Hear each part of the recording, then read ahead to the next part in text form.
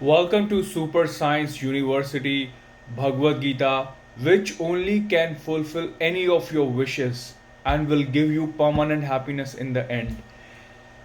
And it is the permanent solution to any of your problems, the highest, most prime, and the only complete knowledge, which is the source of everything and it answers every possible question.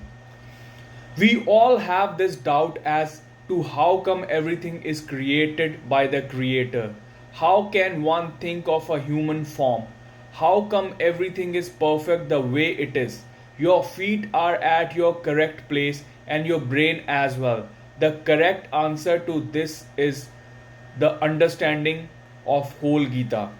You must become the creator yourself means you have to take his job and then you would know yourself.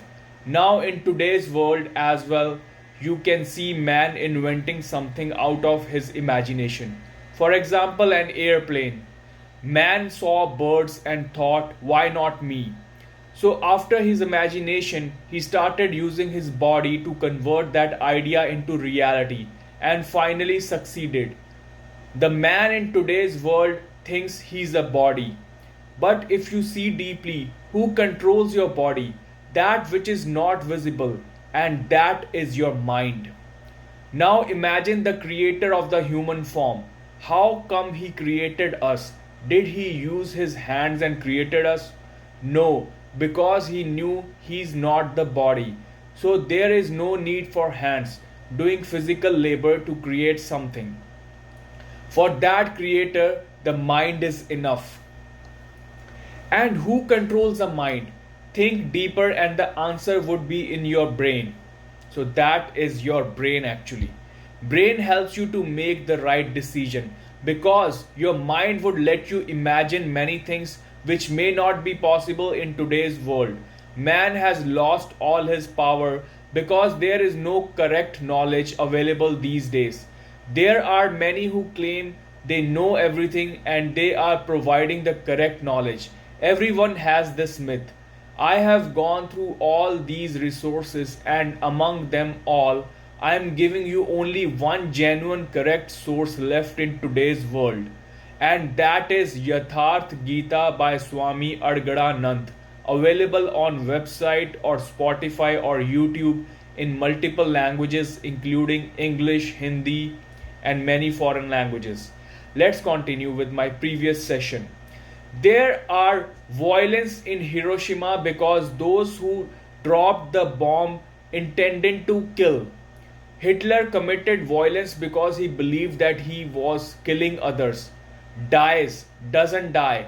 That's a different thing. Hitler has nothing to do with this. As long as I'm eager to save myself, I cannot make it a principle to kill others. As long as I say, this is my thing, no one should steal it. If I go to someone else's house to steal, then that theft cannot be Kabir's theft. Kabir's theft is not theft at all. Krishna's violence is not violence at all. So it depends upon your intention. Therefore, the question is appropriate. If someone, after understanding Krishna's Gita and Krishna's message, thinks that killing another is not killing at all, it is completely false. Understand, but even killing oneself is not killing. Keeping this condition in mind, then there is no harm.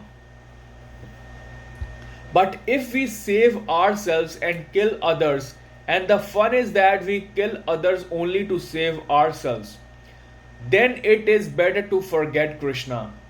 There has been danger. This country, India, has recognized such deep truths of life. Because of that, this country has degenerated badly. In fact, it is very deep truths fall into hands of dishonest people. So it's very deep truths fall into the hands of dishonest people. They prove to be worse than lies. This country has recognized such deep truths that unless we know them completely, we cannot use even half of them. This country knows very well that behavior is an illusion, it is a dream. Well, then, what is the harm in dishonesty? If this country, after 5,000 years of continuous thinking, is the most dishonest country on earth today, there is a reason for it.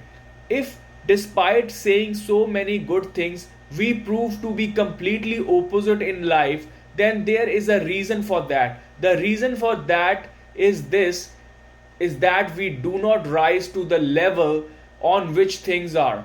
Rather, we bring those things to the same level on which we are. It would be fine if Arjuna goes up to Krishna's level and gets up from his thinking. And if Arjuna pulls Krishna under his level, there is going to be danger. And it often happens that it becomes difficult to rise to the level of Krishna. We end up dragging Krishna to our own level. Then we become at ease, at convenience. Then we can say everything is an illusion. Everything is an illusion. We are able to be dishonest. We are able to say that it is Maya, an illusion. Now it is very interesting that a person who is seeing Maya can be so engrossed in dishonesty. So is it possible? A friend came. He said, ever since I have started meditating, my mind has become simple. A man cheated me and took my bag. It's all an illusion, he said. It's all an illusion, but he cheated and took the bag. Now should I meditate further or not? It's an illusion. If it's all an illusion, he says this again and again. I said, it's all an illusion, so why are you bothering with so much of the bag? And if everything is an illusion, then that has man ever cheated you? And if everything is an illusion, then who has taken whose bag? Now he said no. He said, although it is all an illusion, but I have come to ask that if I become simple in meditation like this, then everything will start deceiving me. Now these are matters of two levels. We do not realize that all this is an illusion. We have heard it from Krishna and we are standing at the place where the bag was stolen. And this thing about illusion about Krishna has been said from some other peak. This thing is not at all where we are standing. It is beyond our level of understanding. The way we have interpreted our highest principles is the reason behind the downfall of this country, India. The decline of its character, the darkness and filth that has filled the life of this country. This is a valid question.